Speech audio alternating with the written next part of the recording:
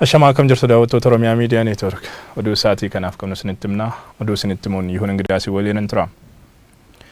Itoophiyaa keessatti namoonni lama dabalataan dhibee vaayirasii koronaan qabamuu ministeerri fayyaa beeksise. Walumaa galatti Itoophiyaa keessatti lakkoofsi namoota vaayirasichaan qabamuun ibsamee 23 gaheera. Namoonni lamaan vaayirasichi irratti argame naannoo Amaaraa irraa ta'us ministeerichi beeksiseera. Sa'aatii 24 darbanitti namoota 66 qorannoon kan taasifame ta'uu eeruun kanneen qorannoon taasifameef keessaa namoonni lama poozitiivii ta'aniiru jedhan ministeerri fayyaa Itoophiyaa Dr. Liyaa Taaddasee. Kan jalqabaa nama gannaa 32 bitootessa 19 Ameerikaa irraa gara Itoophiyaa seene yoo ta'u naannoo Amaaraa magaalaa Addis Qidaamee keessa buufatee ture. Kan lammataa immoo dubartii gannaa 37 yoo taatu bitootessa 21 United Arab Emirates irraa gara Itoophiyaa kan galtee fi magaalaa Bahar Dar kan jiraattu akka ta'etu himame. Namoonni lamaan wiirtuu wal'aansaa naannichaa keessatti adda baafamanii kan jiran yoo ta'u isaan waliin kanneen quunnamtii qaban adda baafamaa jiraachuunis ibsameera. Kana hordofuun mootummaan naannichaa namoonni torbee 3 darban keessa biyyoota alaarraa galanii gara naannichaa seenan hatattamaan dhaabbata fayyaa naannoo isaanii jirutti akka gabaasa godhan waamicha dhiyeesseera. Gara oduutti aanutti wayitaa ceenu mootummaan naannoo Oromiyaa tatamsa'ina vaayirasii koronaa ittisuuf murteewwan 12 dabarse. Tarkaanfileen fudhataman gaaga'ama sababa dhibee daddarbaa kanaan dhufuu danda'u irraa uummata baraaruuf akka ta'es mootummaan naannichaa beeksiseera. Abrahaam Birruu. Gaaga'ama sababa dhibee daddarbaa koronaa vaayirasiin dhufuu danda'u irraa uummata baraaruuf jecha mootummaan naannoo Oromiyaa murtoowwan jajjaboo dabarsee jira. Haaluma kanaan geejjibni magaalaa keessaa kan akka taaksii, baajaajii, motorsaayikilii, gaarii fi kan kana fakkaatan guutumaa guutuutti akka dhaabbatan, sochiin geejjiba uummataa naannolee qaxxaamuruu guutumatti akka dhaabbatu murtoo jalqabaati. Sochiin geejjiba uummataa aanaalee Oromiyaa keessa taasifaman dandeettii fe'umsa isaanii walakkaa qofaan tajaajila akka kennan, tajaajila yeroo kennanis kallattii ogeeyyii fayyaa kennaniin of eeggannoo cimaadhaan qofa akka raawwatamu murtaa'ee jira. Walga'iin kamiyyuu akka dhaabbatu caasaan mootummaas ta'e ka paartii gandarraa aanaatti, aanarraa godinatti, godinaa fi magaalotarraa naannootti waamichi walga'ii godhamu kamiyyuu akka dhaabbatu qaama walga'ii waamus ta'e walga'ii irratti hirmaatu kam irrattiyyuu tarkaanfiin olaantummaa seeraa kabachiisuu akka fudhatamu murtoo tokko. Amma danda'ametti uummati sadarkaa gandaatti qe'ee isaa keessa akka turu, sosochii baadiyyaarraa gara magaalaatti taasifamurraas akka of daangeessuu waamichi darbee jira. Walumaa galatti sosochiin uummataa bakkuma jiranitti akka daangeeffamu, namooti bakka gabaa guguddaa dhaquurraa akka of qusatan, gabaawwan guguddaanis yeroodhaaf akka dhaabbatan murtaa'ee jira. Yeroo rakkinaa kana keessatti salaannii fi kadhannaan gara waaqaatti godhamu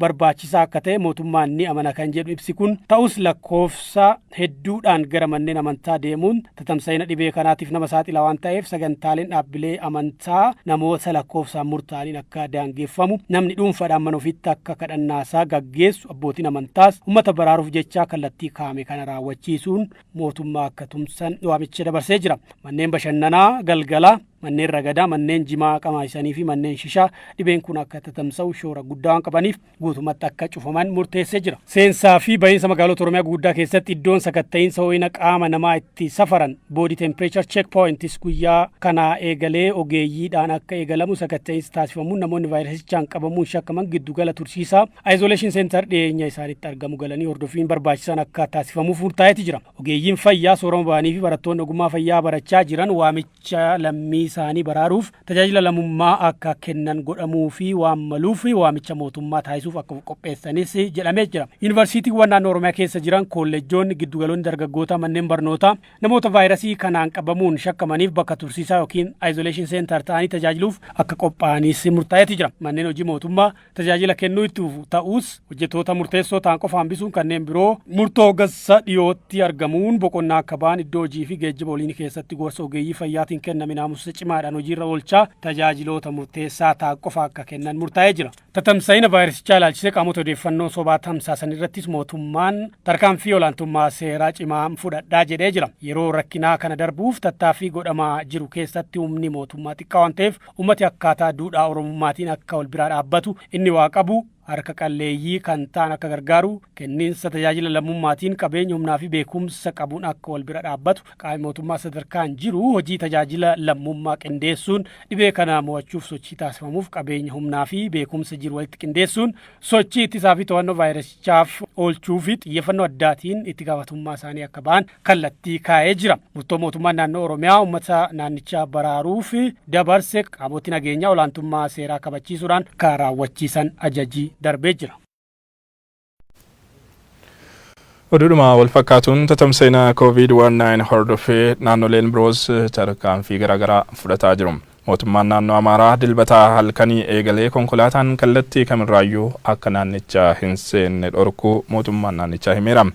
Command Postiin weerara koronaa vaayirasii ittisuuf hundaa'e akka himetti barattoonni yuunivarsiitiiwwan garaagaraa irraa sababa weeraraa kanaan gara naannichaatti deebi'an garuu bifa adda ta'een akka naannicha seenan taasifamaa jedheera.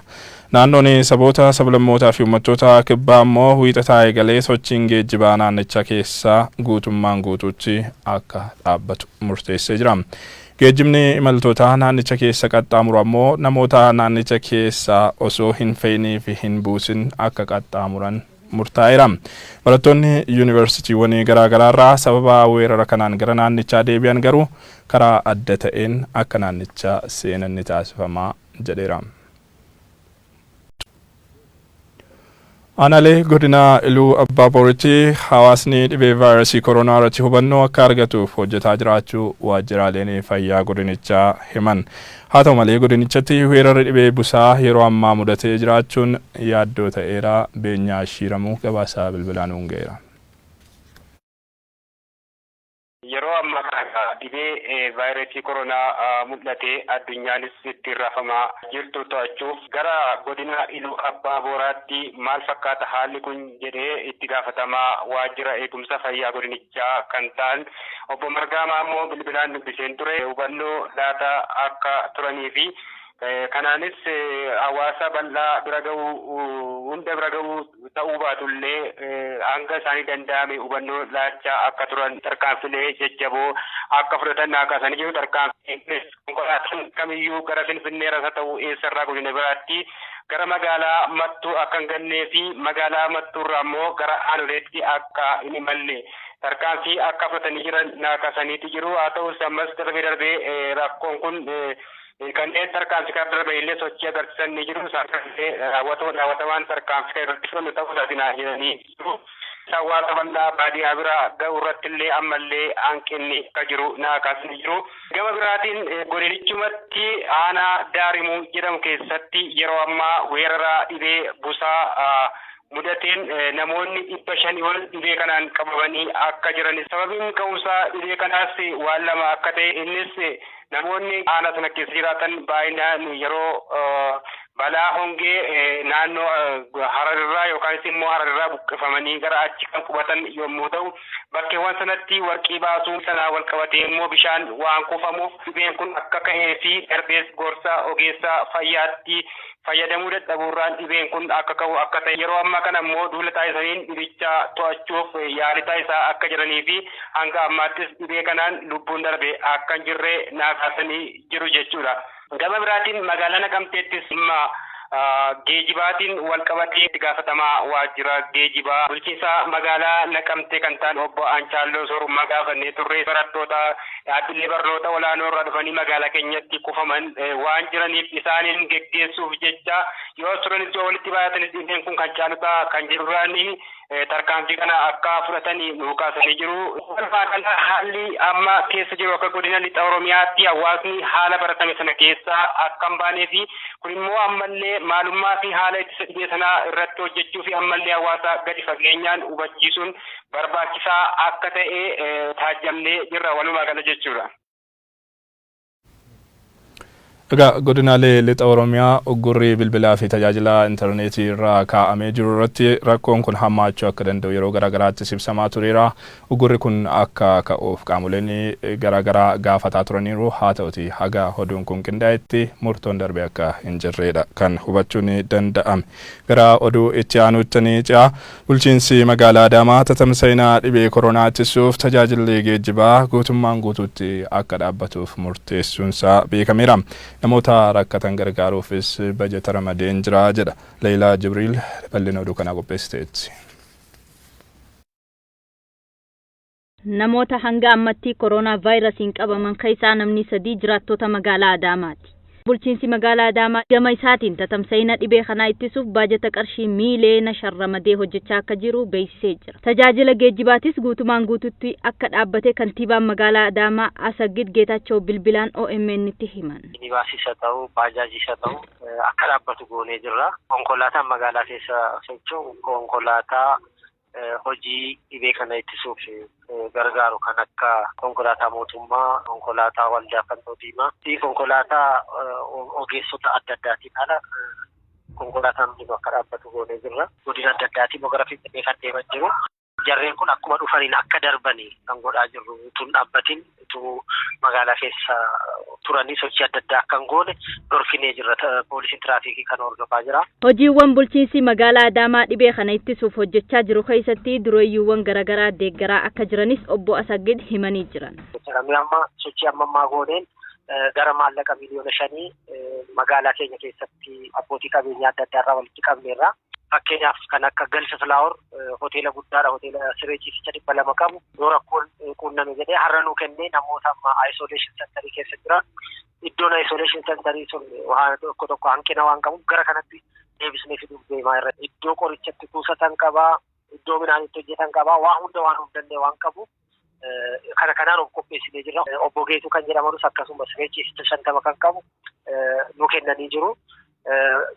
Akkasumas sororoo warshaan daakuu sororoo fi akkasumas warshaan paastaa kiyyaa, warshaan Brothers daakuu akkasumas biskuuta adda addaa oomishanii namoota rakkoon quunnamuu danda'uuf raabsuuf waadaa nu galanii jiru. Dhibee kana ittisuuf magaalonni birootis Adaamaa fakkeenya godhachuudhaan tajaajila geejjibaa dhaabuu akka qaban dhaamanii jiran. Akka mootummaa naannoo Oromiyaatti sochiin geejjibaa kun amma danda'ametti akka xiqqaachuu danda'u kallattiin kaa'amee jira. Kana magaalonni biraas exercise gochuu qabu. Ammumaa kaasanii dhibeen kun amma mul'atutti eeguu qaban. Ammumaa kaasanii irratti hojjechuu qabu. Lammeessoo dursanii yoo balaan kun dhibeen kun kan babal'atu ta'e eessa nama qubachiisna isa ciibsina kan jedhu dursanii hojjechuu qabu. Horii maallaqa walitti qabachuu danda'uu qabu. Uummanni mana isaatii bahuu dhabuudhaan dhibee kanarraa akka of eeguu obbo Asagid dhaamsa dabarsanii jiran. Egaa namoota 23 hanga oduun kun qindaa'etti dhibee vaayirasii koronaan qabamuun isaanii mirkanaa'e keessa 3 jiraattota magaalaa Adaamaa ta'uun isaanii ni beekama. Tarkaanfiin bulchiinsi magaalaa Adaamaa gama kanaan fudhate tatamsa'ina dhibee kanaa haga tokkos ta'u to'achuuf ni dandeessisa jedhamee abdatameera. Magaalonni biroonis tarkaanfii wal fakkaatu fudhachuutti kan seenan ni jiru. Gara oduu itti aanutti wayitaa ceenu akkaataan uummanni iddoo garaagaraatti hol keessa yaa'u guyyaa gabaa dabalatee walitti qabamni iddoo garaagaraatti mul'atu. Hawaasni dhukkuba vaayirasii koronaa irratti hubannoon qabu ga'aa akka hin taane mul'isaa jiran jiraattonni godinaalee Oromiyaa garaagaraa OMN'f yaada kennan.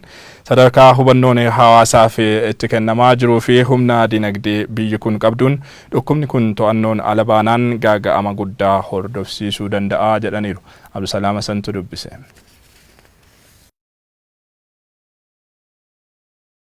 Biyya Chaayinaatti erga mul'atee joota kan lakkoofsise dhukkubni koronaa vaayirasii addunyaa addoomaa keessa galchuun biyyoota hedduu balbala walitti cufachiiseera.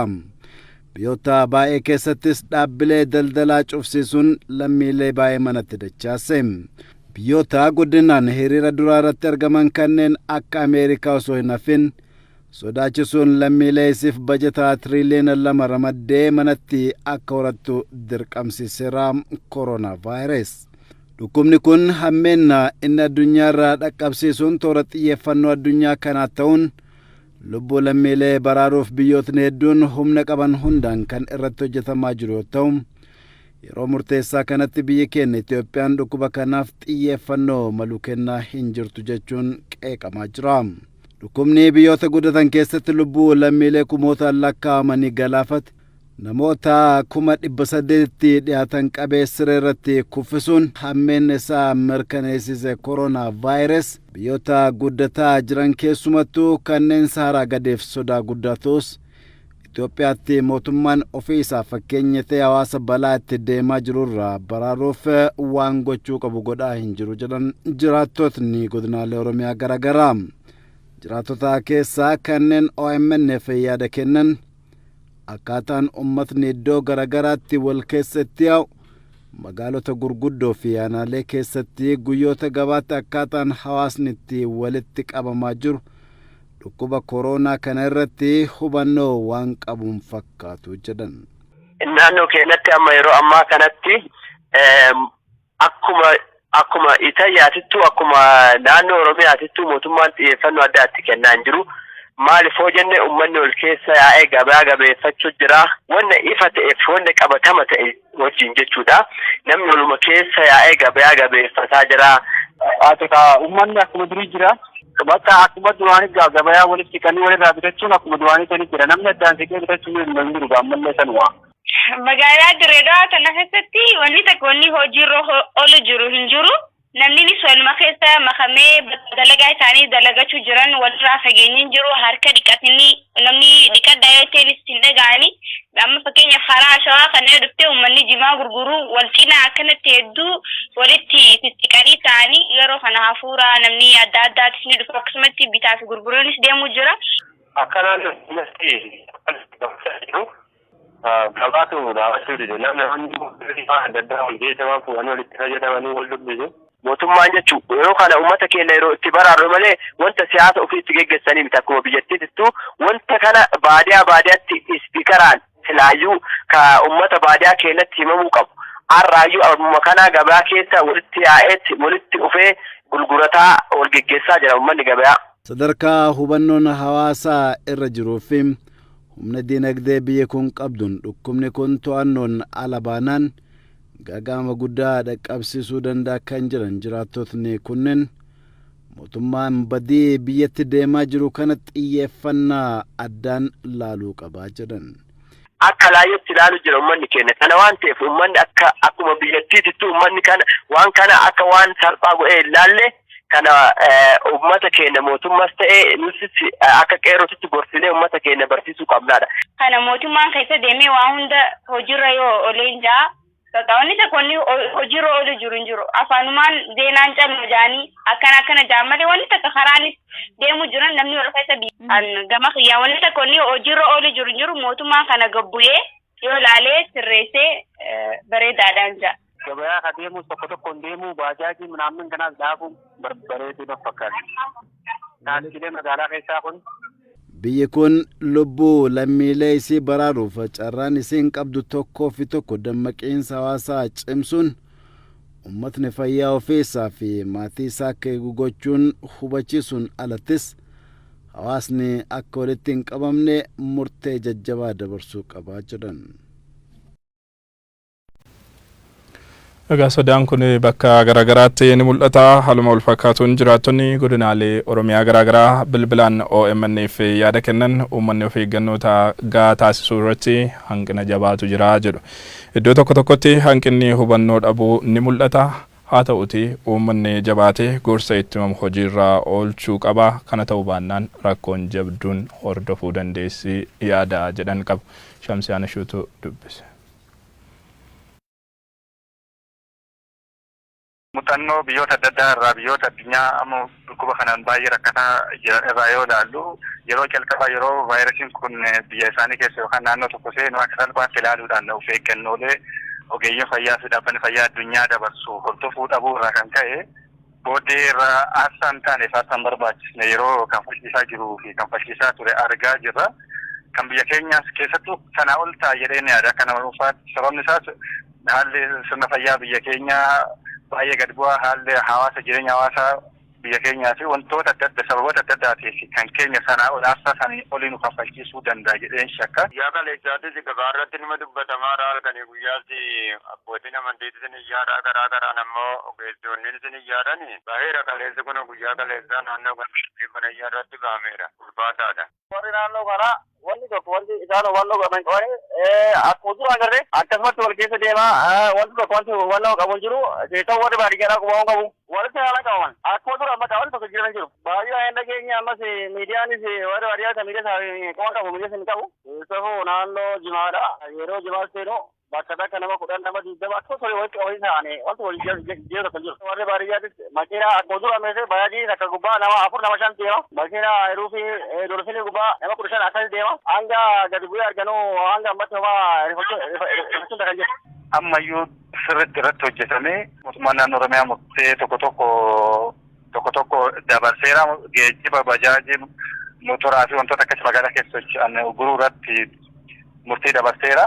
Murtii akkana kana dabarsuu fi murtii dabarsuu osoo hin ta'in murtiin sun akka hojiirra oolu. Fakkeenyaaf namoota kana murtoo kana darbanii argaman irratti murtii madaalaa fudhachuudhaan hojiirra oolchuudhaan hawaasa itti himuuf hubachiisuu yoo irra darban ammoo murtee barbaachisu fudhachuudhaan itti irratti hojjetamuu qaba. Kana ta'uu baannaan rakkoo hamaadhaaf saaxilamuu dandeenya akka biyyaatti. Oduun keenya ammas akkuma itti fufetti jira. Gaaga'ama tatamsa'inaa dhibee koronaatiin mudachuuf malu hambisuuf hawaasni keenya of eeggannoo barbaachisu taasisuu qaba jedhu artistoonni Oromoo. Zabiidaa Qaasiimtu isaan dubbise. Rabbiin nu eegaa warra jiru jira hedduun jechuudha. Mana ajaa'ibaatti waan dhukkubni kun asii babal'atanii fi malee namni keenya very careless social distancing ni goona jedhee warra mana galeetu jira fakkeenya. Isaan amma maali social distancing jechuun warra hedduu galaniitu jira. Hamma danda'ametti manni keenya waan kanarraa hanga yeroon tun achi dabartu waan ulfaataa waan ta'eef hamma danda'ametti sabni keenya isaan jiraatan illee kan osoo ishee eeganii gaarii natti fakkaata. Uummanni waluma keessa deemuuf jiranii hiriira taaksiitis akkasumatti walitti dhiyaatanii namni akkasumatti hiriiraa jira. Uummanni hubannoo hanga sunda waan qabaatan natti hin fakkaatu. Of eeggannoon uummanni taasisaa jiru hanga sunda gahaa miti. Of eeggannoo godhaan jiran akkuma duraa fi akka duraarraa jijjiiramni wanni jiru hin jiru. Nuti amma nama hin beekne irraa dheessaa jirra malee nuti warri wal beeku walirraa dheessaa jirru.